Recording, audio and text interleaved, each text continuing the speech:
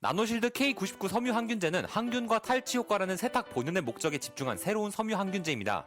살균은 기존 세탁 방식으로도 충분히 가능합니다. 하지만 세탁물이 다시 오염 상황에 노출된다면 금방 다시 균이 기생하고 번식하게 됩니다. 나노실드 K99 섬유 항균제는 세탁 과정에서 살균 처리는 물론 세탁 이후에도 섬유를 박테리아, 바이러스 등에 대비할 수 있는 항균 상태로 만들어줍니다. 나노실드 K99 섬유 항균제는 폐렴 막대균, 황색 포도상구균, 대장균 등 6균주의 박테리아의 99.9%의 항균 효과가 있음을 확인받았습니다. 또한 암모니아, 황화수소 등의 99.9%의 탈취 효과가 있어 여름 장마철 섬유에서 나는 꿉꿉한 냄새, 몸에서 나는 땀냄새 등 악취들을 잡을 수 있습니다. 정전기 방지 효과도 있어 건조한 날씨에도 나노실드 K99 섬유 항균제로 정전기를 예방할 수 있습니다. 신체에 직접 접촉하는 옷에 사용되는 제품인 만큼 안전성도 무시할 수 없는데요. 나노실드는 한양대 유기나노공학과 교수가 만든 특허 성분과 구연산 그리고 물 단 3가지의 성분으로 이루어져 있습니다. 나노실드 K99 섬유 항균제는 미국 FDA와 인터텍으로부터 안전성을 확인받아 어린아이부터 노인분들까지 안심하고 사용하실 수 있습니다. 나노실드 K99 섬유 항균제는 간단한 사용 방법으로 큰 효과를 기대할 수 있습니다. 수건 10장 정도의 분량에 30ml의 나노실드가 필요합니다. 세탁 시작 전 섬유유연제 칸에 나노실드를 적당량 넣어주면 끝!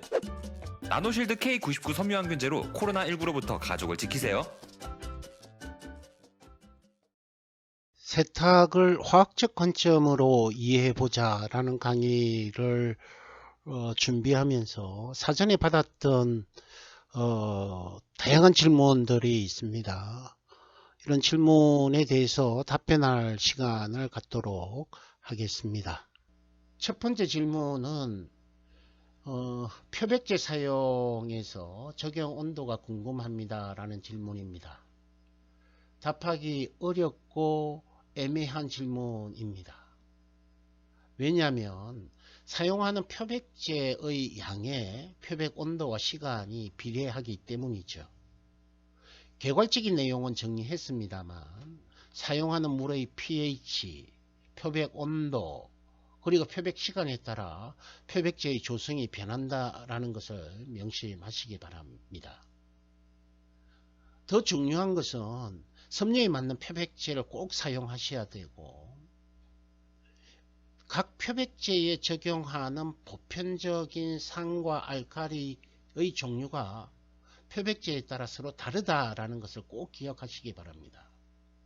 이런 이유는 섬유의 황변 현상과 섬유의 손상을 방지하기 위한 방편이죠. 그래서 사용하는 알칼리와 산의 종류가 모두 다르고 같은 표백제라도 조성의 차이를 가진다라는 것을 꼭 기억하시기 바랍니다. 두 번째 질문은 과수와 섬유의 염색에 미치는 영향과 과수 사용법에 대해서 질문하고 있습니다. 과수는 소다해보다는 가성소다를 사용하는 것이 더 효과적인 결과를 얻을 수 있습니다. 그리고 과수 표백에서는 반드시 물에 있는 칼슘과 철이온 등을 제거하는 이온 봉쇄제 또는 과수 안정제와 비이온 계면 활성제를 같이 사용해야 표백 효율을 극대화할 수 있습니다. 이 경우에도 가성소다와 과수의 농도는 섬유의 상태와 표백 온도, 표백 시간에 따라 달라지죠. 블리치 에이스를 이용해서 75도씨에서 85도씨에서 실험한 사례를 참고하시기 바랍니다. 가성소다는 적게 사용하면 사용할수록 섬유의 손상이 적어지지만 표백 효율은 그만큼 감소됩니다. 그래서 저온 표백 촉매인 블리치 에이스와 같은 촉매를 사용하는 것도 방법이죠. 과수안정제 또는 금속이온 봉쇄제로 사용되는 EDTA나 구연산 나트륨은 보통 한 2g/L 미만 정도로 사용하면 되는데 제가 알고 있기로는 정확한지는 모르겠습니다만 키로당 한 만원 정도 하지 않을까 생각합니다. PPAS는 폴리아크릴산 나트륨염인데요. 구연산의 한 4분의 1 정도만 사용하면 되기 때문에 매우 경제적이죠. 저희가 키로당 4,000원에 공급하고 있습니다. 20kg 한 통이면 거의 1년을 사용하시죠. PPAS는 세제를 이용해서 세탁할 때에도 0.22g/리터, 0.02% 매우 적은 양이죠. 이 정도 사용하면 물속에 있는 금속 이온들을 봉쇄해서 세탁 효율을 최고로 끌어올리게 됩니다. 세 번째 질문은 기본적인 얼룩에 잘 반응하면서 용해가 빠른 물질을 알려달라는 질문이네요. 얼룩의 기본적인 성분을 아는 것이 무엇보다 중요합니다. 유유상종이라고 했듯이 수용성 오염원은 표백으로, 지용성 오염원은 용제 세탁이 유용하죠. 옷에 루즈가 묻으면 어떻게 됩니까? 버터로 제거하면 쉽게 제거할 수 있듯이 기름 때는 기름으로, 물 때는 물로 제거해야 됩니다. 옷에 묻은 얼룩을 양파즙이나 무즙으로 제거하려는 시도 역시 양파즙과 무즙에 있는 효소로 산화표백하는 행위가 있죠. 세제 중에 특정 세제 이름을 언급해서 죄송합니다만 유독 이 퍼실이라는 세제에는 이런 다양한 효소들이 들어있어서 조금 이렇게 이 퍼실을 사용하는 것이 양파즙과 무즙을 수고스럽게 사용하시는 것보다도 훨씬 편한 방법 아닐까요? 네 번째 질문은 서로 융합하지 않은 물질을 좋은 물질이라 생각하고 이것저것 혼합하면 혼합되지 않고 응고현상이 일어나네요 라는 질문입니다. 웃어서 죄송합니다. 유유상종이라고 했죠. 서로 융합되지 않은 물질은 사용하시면 안 됩니다. 서로 밀쳐내려는 힘이 커서 또 다른 유형의 오염원을 만들 개연성이 큽니다. 사용하시면 안 됩니다. 다섯 번째 질문은 안전하게 산화표백할 수 있는 유기용제의 이 종류를 알려달라는 질문입니다. 없습니다.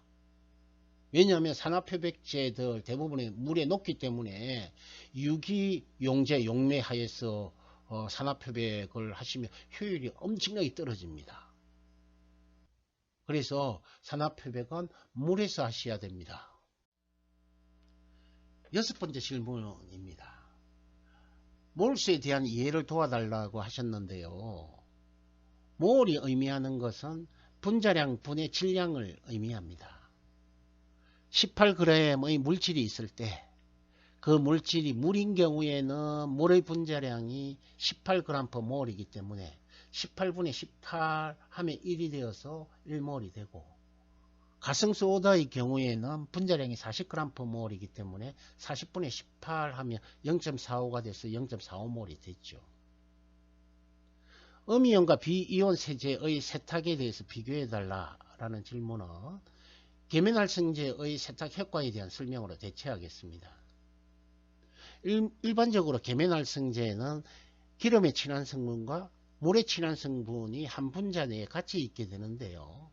물에 친한 성분들이 이온화해서 음이온을 띠면 음이온성 계면활성제가 되고, 이온이 없으면 비이온성 계면활성제가 됩니다. 마지막으로 섬유 유연제의 사용에 따른 덕과 시를 알려달라고 하셨는데, 시중에 시판되는 섬유 유연제는 거의 대부분이 양이온성 계면활성제가 대부분입니다.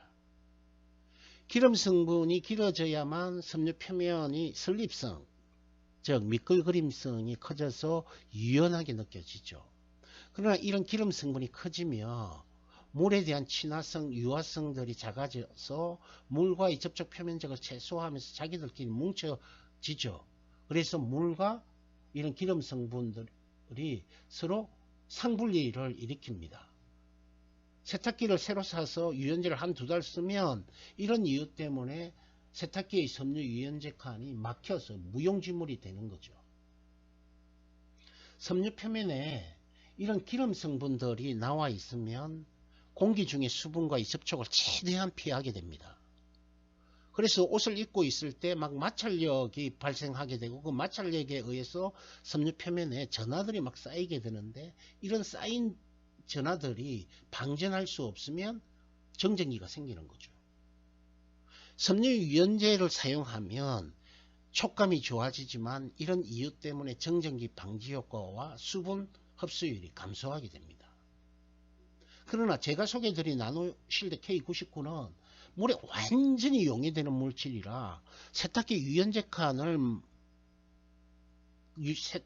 칸이 막힐 이유도 없고 섬유 유연도 되면서 정전기 방지도 되고 수분 흡수율도 적정 수준을 유지하니까 최고의 기술이 되는 거죠. 식물계 색소, 탄닌 색소, 염료계 색소는 화학 구조가 많이 다를까요? 라는 질문입니다. 다릅니다.